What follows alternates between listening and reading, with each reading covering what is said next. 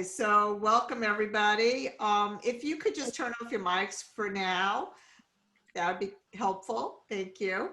This is I'm Hillary, as you all know, from We Are Triathletes, and I'm so excited to have Megan Cameron with us. I met Megan at the USA Triathlon training camp in, when was that, September? I don't even remember, but it was a couple of months ago. And so we both were certified together, and I just thought Megan was amazing. And her forte is in swimming. And so she's going to talk all about dryland swimming. She's going to talk about how to get back into the pool after taking a long hiatus. And without further ado, I'm going to hand this over to Megan. Megan, just give us a background on yourself and what you're doing and all of that. Okay. Well, I'm Megan Cameron, and I have a coaching business in Joplin, Missouri. That's where I live. I've got two young daughters, 10 and 12, and I grew up swimming from the time I was real little, competitive swimming year round, and loved it, swam through high school, and then stopped. When my daughters when they got into swimming, I got back into swimming. And so I rediscovered my love for it and was competitive again during the last couple of years and practicing with, younger, like the high school age and competing. So I was the old lady in the bunch, and we didn't have a lot of masters, but now we have masters, and we have a lot of triathletes. So it's been lots of fun. So now I get to coach, and I coach individually and in groups and in masters. And it's been great, every level, from beginner to elite. And so we just have a really good swim community here now. So I'm in quarantine still from, I don't know, mid-March, like everyone else, but we're getting ready to open here. And so businesses are allowed to open kind of like phase 1 next week. And so we're preparing. I've been talking to my athletes over Zoom and online and giving them dryland workouts. And then now we're starting to prepare and make changes to how we do things once open water swim and lap swimming can begin again. So our pools are set to open pretty much in the next 2 weeks. So we're going to be opening before a lot of the rest of the country. That's awesome. Yeah. So do you want me to go ahead with dryland? Yeah. So why don't we start there? Why don't we start with dryland, since most of us are in the Northeast and some of us are in Seattle. So it's kind of cold to get into the water. Yeah. So dry land is just a fancy term for, doing strength exercises, but they're specific to swimming. And so you can do a lot of stuff just in your own house, at your workspace, without having a lot of equipment.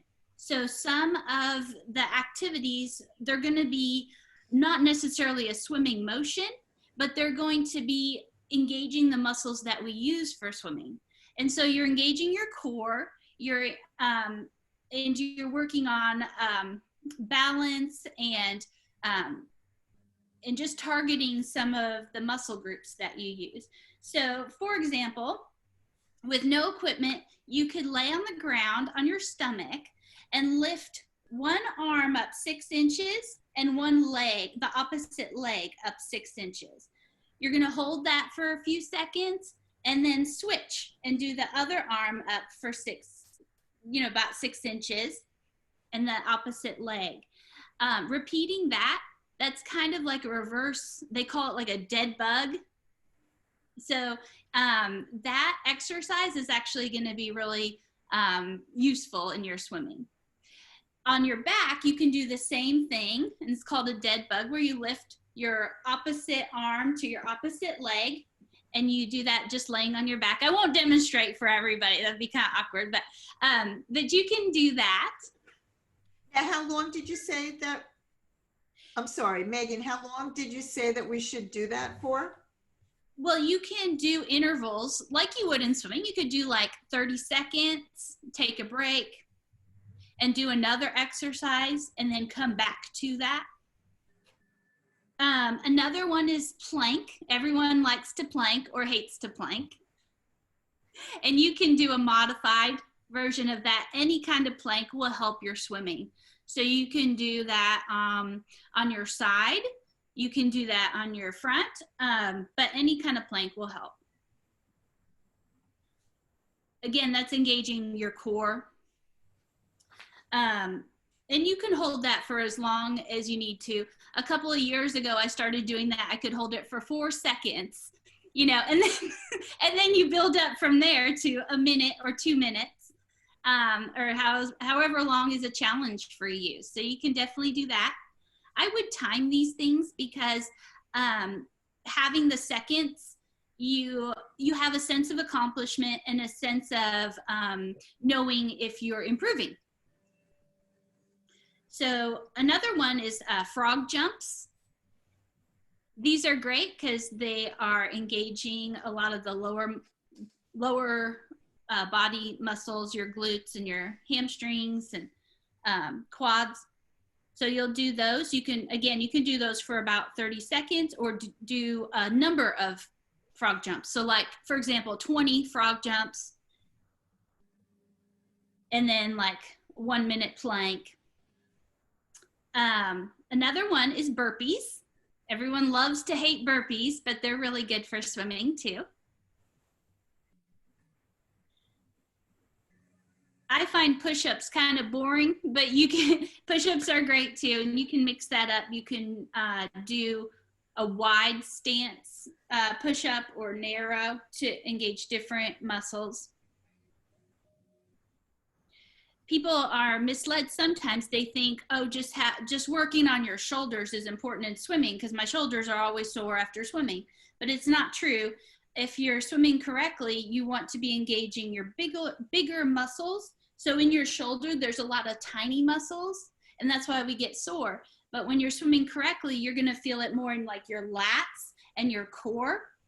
And that's what we want to engage when we're swimming. So don't worry about doing a whole lot of engaging of the small shoulder muscles. Another one is Russian twists, and those are where you go side to side. You will get a lot of ab engagement in that.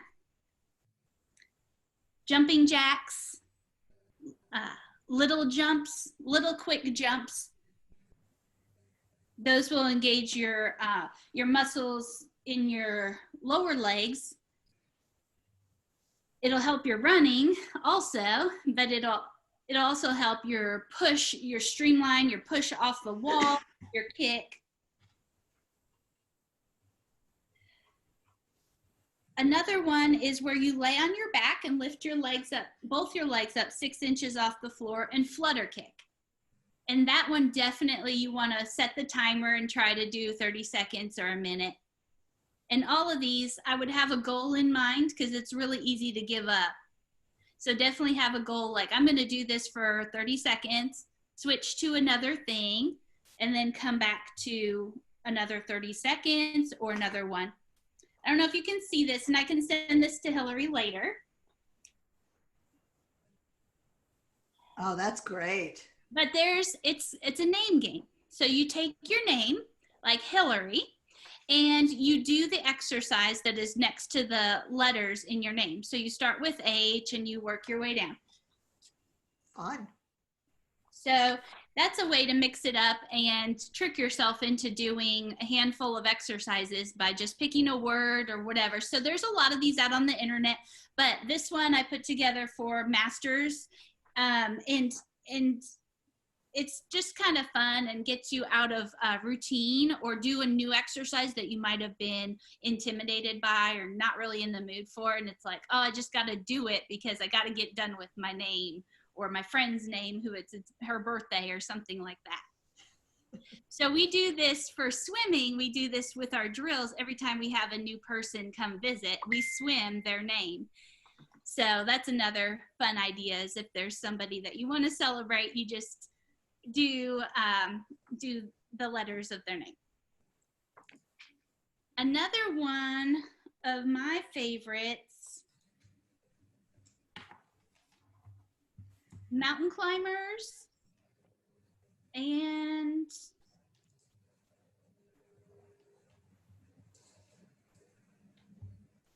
the Superman. So mountain climbers, you've probably done those before.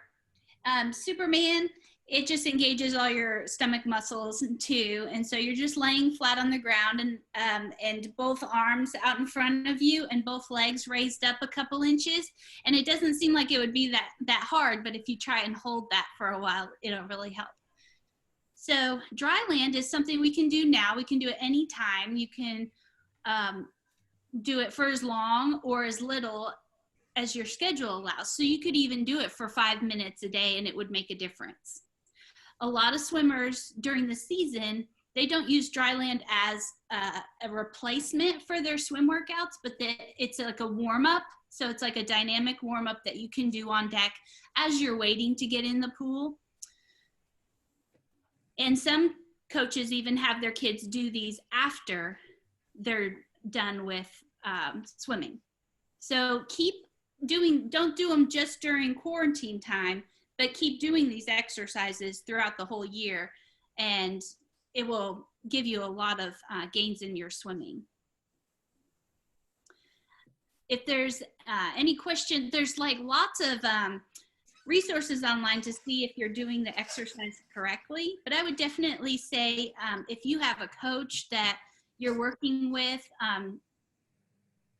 it's good to have them see you do it, just so that you're not doing something incorrectly and you hurt yourself. But mainly the things I would have someone watch you on are like squats and lunges, like walking lunges. You want to have the correct posture in that so that you don't hurt yourself. But the other activities like the plank and the Russian twists and flutter kicks on your back, they're great for just doing at home by yourself, and you don't have to necessarily look in a mirror like lifting weights where you are worried about your form. So it's definitely easier for those. What questions do you guys have about dry land? Okay, I guess I'll start. So you mentioned warm-ups before the pool. I'll be honest with you, I don't know about you guys here in this group, but I just jump in. I don't even warm up. I just start. I just go. I mean, it takes me a while before I get in, but I go. What exercises do you suggest you do before you get in the pool or before you get in open water? Right. So your warm up could be, it's totally fine to just jump in the water and start swimming, and that's your warm up.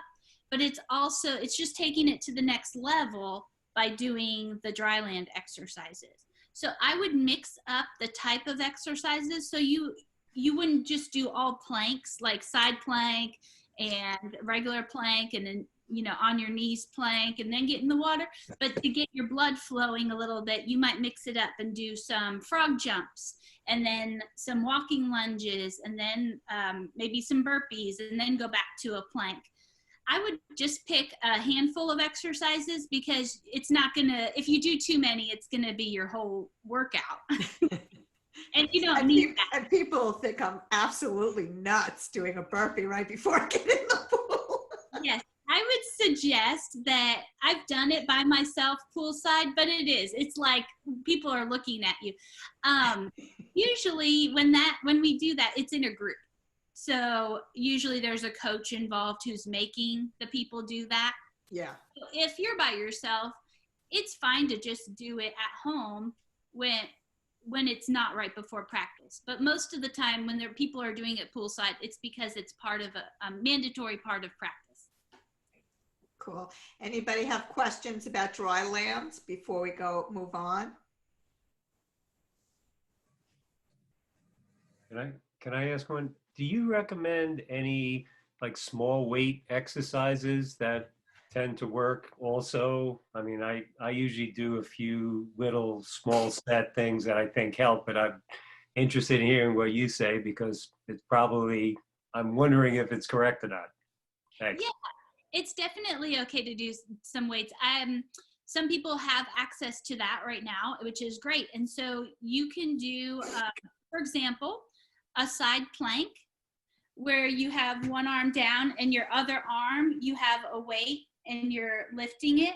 And so going all the way down past your body and all the way up to the ceiling, that's going to add another challenge to the side plank.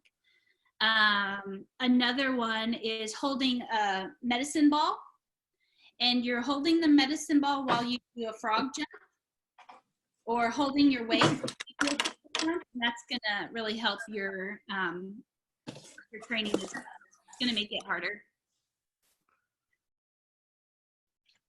So definitely those things, it's just how you use the weights rather than just straight weightlifting is not going to be as beneficial as adding it to one of these exercises. I mean, is it important that we focus on this, this part?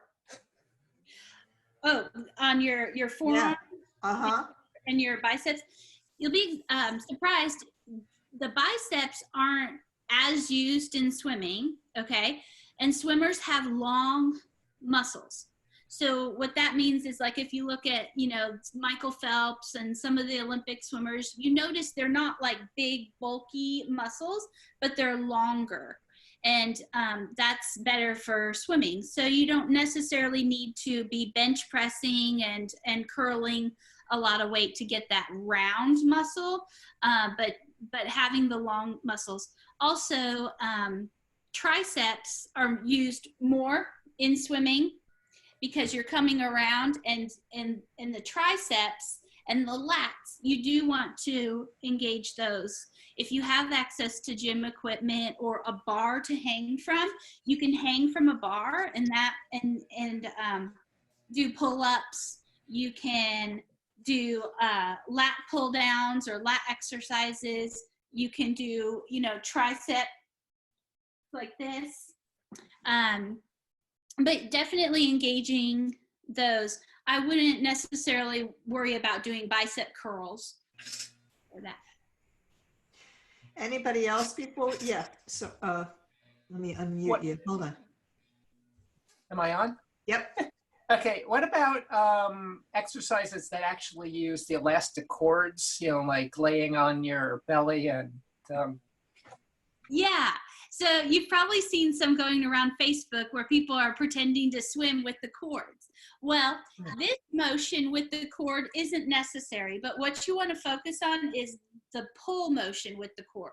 So if you have a cord attached to something in front of you, you can stand, and the main thing is the posture to get correct. And so you want to, and it's engaging your lats and your triceps again, and you have your cord, and you're going to have your head down. You want your face to point to the floor, because if your head is up looking what you're doing, you have bad swim posture.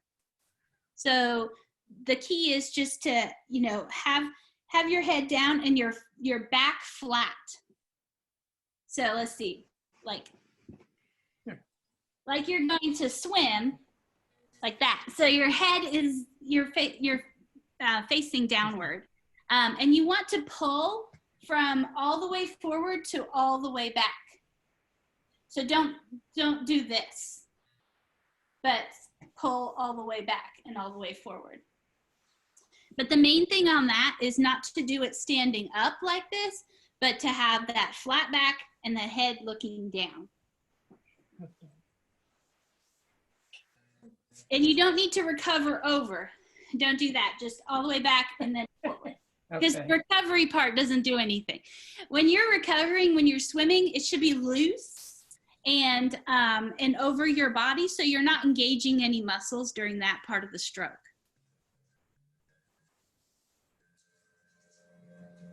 Anybody else?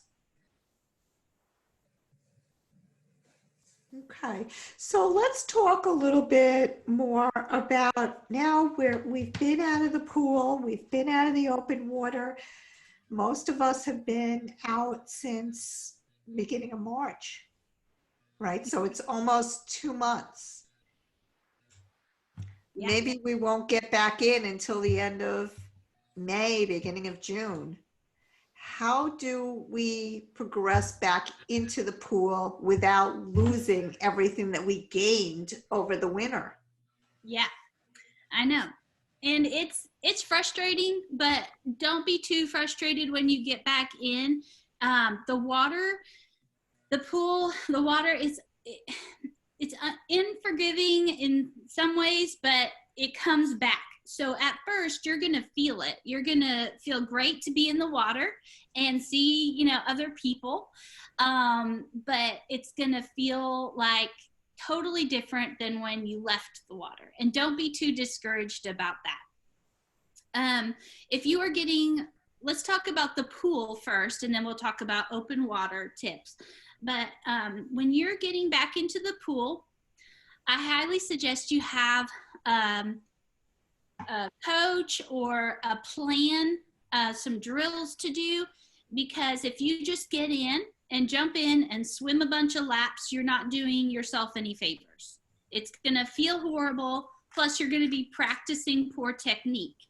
And even though your brain knows good technique, and as adults, we've studied it, we're even learning now about good technique, it's your body has to readjust to that environment, and your body learns the feel for the water. So you've heard that term, feel for the water. And so your body actually has to have time in the water to get that back. So even though you might be going through the mechanics of a good stroke technique, you're not getting the benefits of it. And because that takes time in the water. So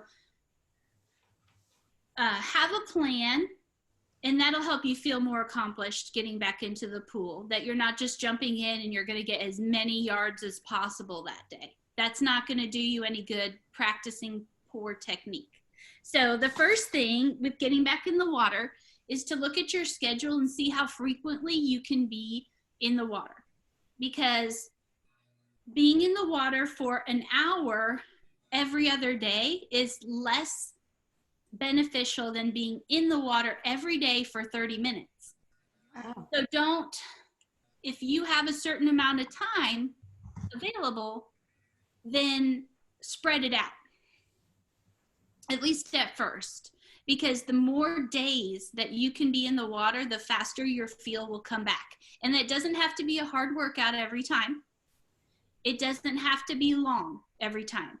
But if you can be in the water for 30 minutes daily, once that allows, it will give you immense benefits. And it doesn't even have to be super structured or anything, just that time in the water.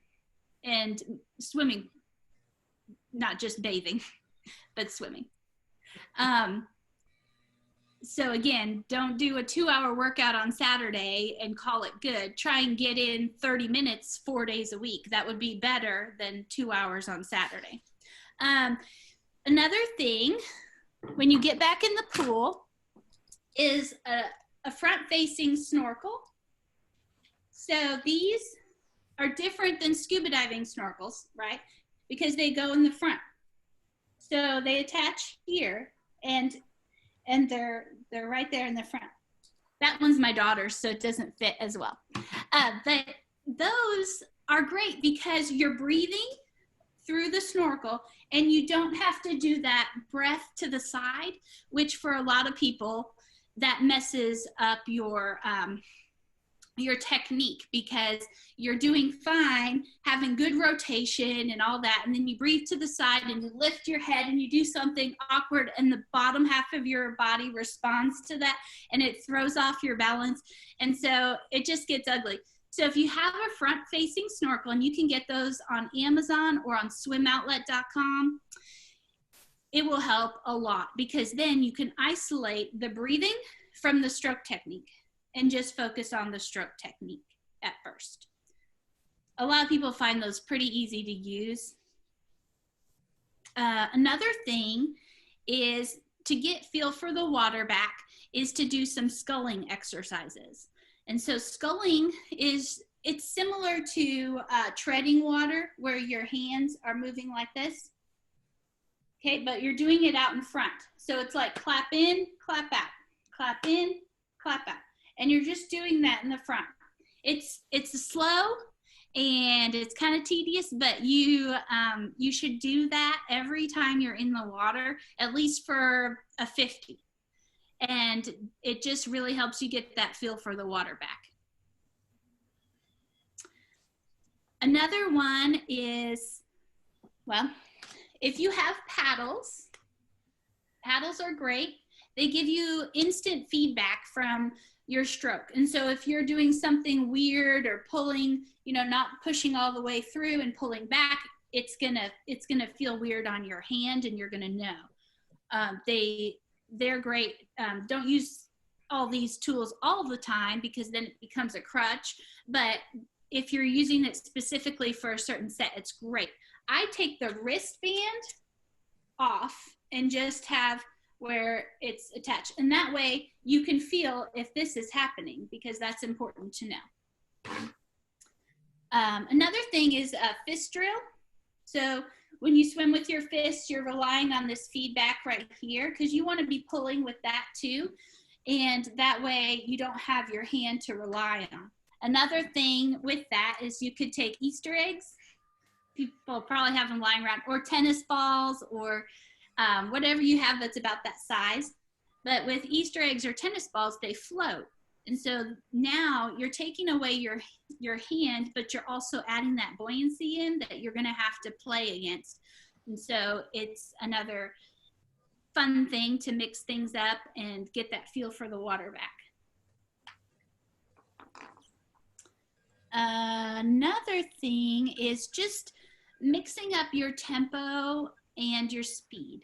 So doing a build set where you do 4 50s and you build each 50, it's going to help you know when you're pushing harder, are you getting farther faster, or are you just working harder? And if you're just working harder, that means, your feel for the water is not quite back yet, because you're slipping through the water the faster you go. So doing some build sets will help with that. Also, counting your strokes for a set. Say your stroke count is like 17 for 25, then you can try and lower that. And then you'll know you're being more efficient in the water. Another thing you can make once you can get to the store, or if you have some laying around, Hillary and I learned about these. They're just PVC. And if you cut it about 18 inches or so, then you can use this when you're swimming out in front, and you can switch arms as you're swimming, okay? And this helps you do catch-up drill, but have it be about like 6 inches below the surface. And it's harder than a catch-up drill with the stick. But what it does is, and it's hard to show here, but when you're swimming, when you have that exchange, you're gonna keep your arm here, and it's not gonna sink down right away. So it's gonna be out there. And when you go to breathe, you wanna keep it out here and not be down here while you're trying to breathe, but on your arm.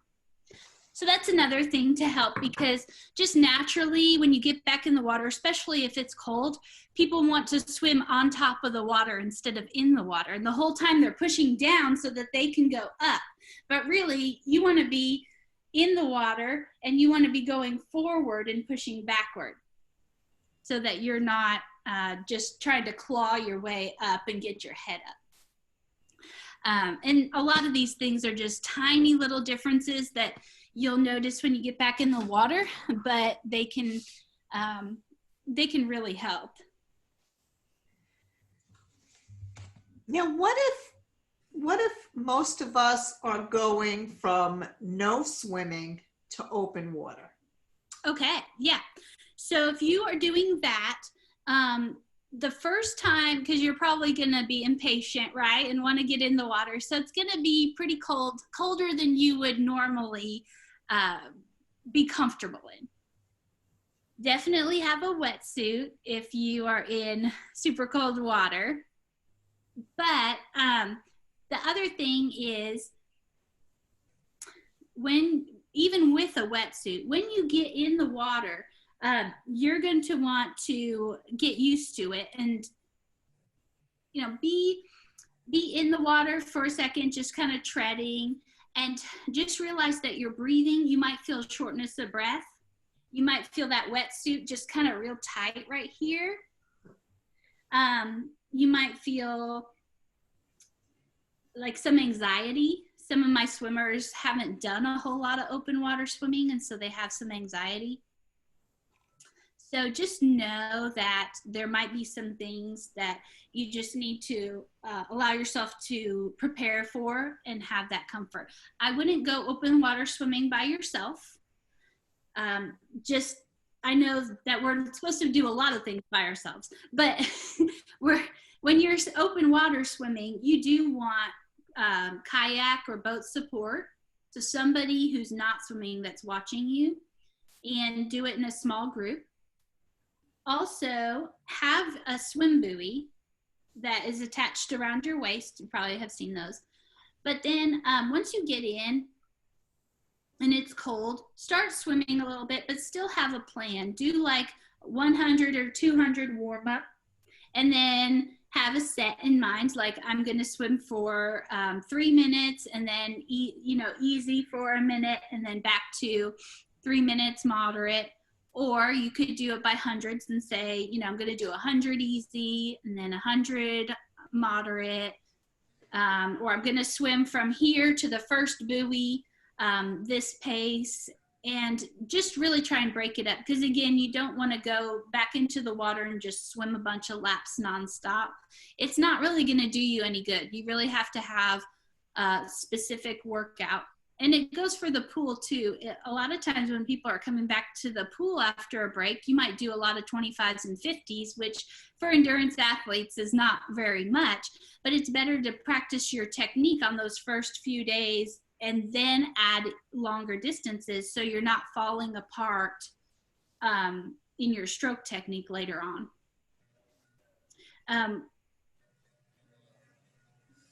Also, with open water swimming, you can wear booties, but I think if you don't wear anything on your head or your feet, or some people open water swim with gloves even, I just think it's better because you get that feel for the water back. But again, safety first. I would definitely think about your breathing pattern. And this goes for in the pool or in open water swimming. But we don't have to think about breathing when we're just out and about right now. But in the pool, that's the first thing we forget, is that, oh yeah, we have to, think about our breathing in the water when we haven't done it in a while. So don't hold your breath. Exhale slowly and completely. When you turn to the side, that's when you take your quick inhale and have a rhythm. So if you're breathing every 3 or 4, keep to that. Don't breathe when you feel like breathing. Just have a rhythm, and that'll help your brain just kind of relax you and have better air exchange. So breathe every 2, breathe every 3, every 4, whatever's comfortable for you, but keep that rhythm, and it'll help you in the long run. Do you have any other questions about the open water swim? Anybody? I like to also, people love fins, right? So yeah, fins, and the ones that are like long like these are different than the ones that are short. Okay, so they're both good, and if you have both, that's great. And if you pick one or the other, I mean, I just recommend people to have both. The short ones are great for, you know, practicing competitive swimming and for certain types of sets. But the long ones, they're gonna be like making your swim comeback be super fun. And so if you have a day where you're frustrated, just put on your long fins. They will remind your body how to kick. And it's great for ankle flexibility, which we haven't been swimming in a while, and we need to work on that, especially if you're running and biking. You need to work on your ankle flexibility. And so these are gonna force your ankle to do that flexing and just help you not have a bicycling kick, but a long straight-legged kick. And then another thing, if you're having a hard day, your first day back, is bring a pull buoy, and this will help your body position. And body position is like one of the most important things when you're swimming. And we talked a little bit about our head position. We want to be looking down. This will help that because it brings your hips up. And so your hips are up, and so your head will be down where it needs to be. And it also is less work on you because your hips are up where they need to be. And a lot of times, like we talked about, people are trying to swim on top of the water and get their head up, and that's when their hips sink and actually makes it harder to go through the water. So if your hips are up and your head's down, then you're going to go through the water much easier. So that will give you a little break and a little confidence. I have a mesh gear bag, and these are great because you can throw them in the wash. So anything after swim practice or whatever, just throw in your bag, and you can even throw the bag in the wash. So if you're worried about germs and all that, of course, your pools, when they do open, should be keeping the chlorine levels just right. And we just have to trust that. Otherwise, we're going to be carrying around the little test kits, and that's probably not going to happen. So in the water, germs will be killed, but then when you get out of the water, that's where you have to be careful. And so you can just throw your bag directly into the wash, and then everything gets cleaned.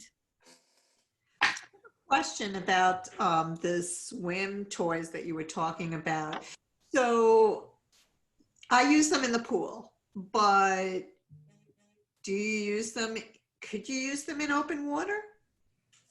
You could. I would use, the hard thing about open water is that we usually don't go back to the dock in between parts of our workout. So you have to have that thing on the whole time. Usually, if you're using something in a pool workout, you're not using it for the whole time. So you really have to commit to it. Plus, the fins, some of them float, some of them don't. And like with the stick, it would sink. And plus, you would get tired of doing it the whole time. So I would say most of the time, I don't use any of that. And plus, the pull buoy and the fins, they're not going to be as necessary because if you have a wetsuit on, it's doing the same thing as the pull buoy. But you get to kick because it's giving your lower body a lot of buoyancy. And you guys know you're way faster in a wetsuit than without one. So do you recommend kicking or not kicking with a wetsuit? I recommend efficient kicking because if you are not kicking, then your body is doing this. And even with a wetsuit, it will start to drag a little bit. Okay, so you don't have to kick hard, just efficiently, because if you're kicking inefficiently, you're wasting energy. And if you're not kicking at all, then you're losing that body position and you're going to be going slower in the long run. So you're not saving your legs for your bike and run. It's wearing yourself out more than necessary because you're a worse body position. Even if your wetsuit can keep you up to a point, but it's not exactly, you still have to kick a little bit, and it'll help with balance and with efficiency. Johannes just joined us. And so let's open this up for questions for Megan. Even if you're just starting out in open water, she has advice for you. So whatever level you're at. So I have a question. Since a lot of it, and excuse me if you already answered this because I had to drop off for a call for a second, but a lot of us are in our 50s or older. Is there any advice you would give as you're getting back into swimming? Just with risk of injury or just? Yeah. Well, I would say that there's way less risk of injury than like getting back into running or biking or something like that if you've taken an extended break. So I know with running, you want to increase your distance gradually to keep, the risk of injury low and all that. But with swimming, there's not as much. But what happens if people have a shoulder injury or something like that from swimming, it's usually due to poor technique and not the load of yardage. And so really making sure that your technique is correct is one of the most important things to avoid injury. So when you get back in the water, do a lot of 25s, do a lot of 50s. And although it's frustrating at first to not do the hundreds of yards that you were doing all at once before, you're setting yourself up for long-term success of not practicing poor technique. The 25s, you could do drills, and a lot of times, even high schoolers, when they get back in their season, they do a lot of 25s of drills, and it's still a workout, and it's still hard and everything, but just practicing those things and having a coach kind of look at you, then when you go do your 3,000 yard workout or whatever, you're in the right spot, you have the right body position, and you're not creating muscle memory on a bad technique. I have a question on that injuries. The thing I do towards the end of any kind of workout, I start getting leg cramps and my feet, my toes cramp up. What causes that, and how do you avoid that? Cramps are the weirdest thing, and there's just a lot of different answers of what can cause those. But I have seen that when people get back into swimming or haven't swam before, they're more likely to have leg cramps than if they are consistently swimming. So it is possible, and it can be a lot of things. Fins, while they're great tools, can cause cramps if you're not used to using them or those particular kind. So I would say ease back on those. Make sure you're hydrated. Have a water bottle at your lane and just put it at the end of your lane. You're working out in the water, even when it's cold, even when you don't feel like you're sweating, you are. So making sure that you have water, electrolytes. Sometimes eating the food that doesn't agree with you, like beforehand, can give you a cramp or a stomach cramp. But yeah, I've had lots of athletes get them usually in their legs, usually is where they get a cramp. And I've gotten them myself, but I get them more often from like running than in swimming. So funny. I also, Joanne, I agree. Like I get, and it's so random to me. Like I get them in my toes, and it's so painful, but like I try to like force myself to go through it, through the pain. But there was one day where I had it in my calf, and it was debilitating. I had to leave the pool. And it took me like almost a week to recover from it. It hurts. So you really think it's hydration and electrolytes, Megan? That's one possible cause. Another all I'm saying is that there could be a lot of different causes. Some people get them from fins. Some people get them from just doing a kick set with a board, and other people don't. And so I think it's kind of specific to the person. Some people get a cramp if they are dehydrated, and some have horrible hydration habits and don't get cramps. And so it's kind of frustrating. I agree. It's always the last 5 minutes. I think it's mental. Oh. Like 5 more minutes and all of a sudden I get a cramp. Oh, I gotta get out. Yeah. I'm done. I once got a cramp at the last like little bit of a duathlon. I was coming to the finish line and got a cramp right at the finish line so bad I couldn't walk, and all my friends are there at the finish line and I'm hobbling across, you know, and yeah, it's very frustrating of getting cramps and not knowing why and all that. I do take salt, and I keep salt on hand for my athletes in the pool, and then different electrolyte drinks. But yeah, you just have to find what works for you. For one stuff, I was drinking pickle juice a lot. That gets to you after a while. Pickle juice. I tried that. Ugh. Yeah. It is. Another Thank thing, you. when your pools reopen and people are changing the way they do things and social distancing and all that at the pool, I would, you know, a lot of people are concerned about locker rooms. And so I would just completely avoid them unless you have to go to the bathroom, and just wear, I have a parka. So in the warm weather, it may not be an issue. Just wear your swimsuit and then a t-shirt and shorts over it. But if it's still cold where you are, I have this parka because I teach swim lessons and I go swimming and that sort of thing.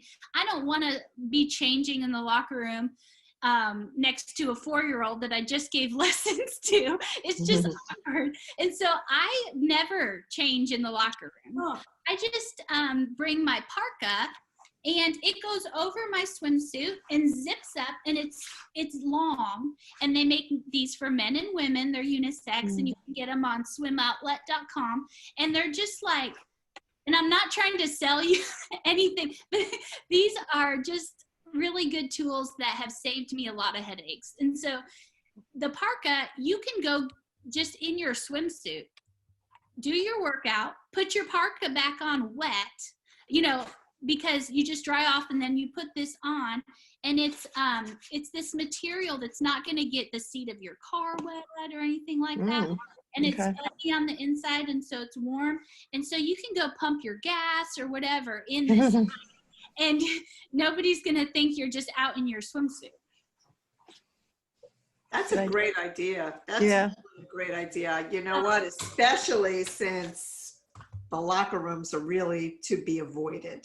Yeah. And I would just shower at home. So you can just throw that on in some flip-flops and you're good to go, and just change when you get home. They're between $50 and $100, the ones that I've seen, but occasionally Swim Outlet will put some on sale for about $50. So, but they're great in the winter time when you're freezing after your workouts and stuff. But I wear them even in the spring and summer sometimes. Then your regular coat doesn't smell like chlorine. Good idea. Any other questions for Megan? So we have upcoming on the 21st. Well, next week we're going to be talking about track workouts, and then on the 21st, Roca is coming, and they're going to be talking about all their wetsuits. They're going to be doing product demos and all that kind of stuff. Also, similar to what Megan's talking about. Megan, you're more than welcome to join us. Thank you very, very much for your time today. Really appreciate it. Yeah, and if you want to have any of those things in print or whatever, like the dry land workouts or something, just if you could send that to me, that'd be awesome. That'd be really awesome. I'll share that with everybody. Okay. Thank you for having me. Oh, thank you very, very much. This was great. Thank you. Thank you. Thanks. Thank you.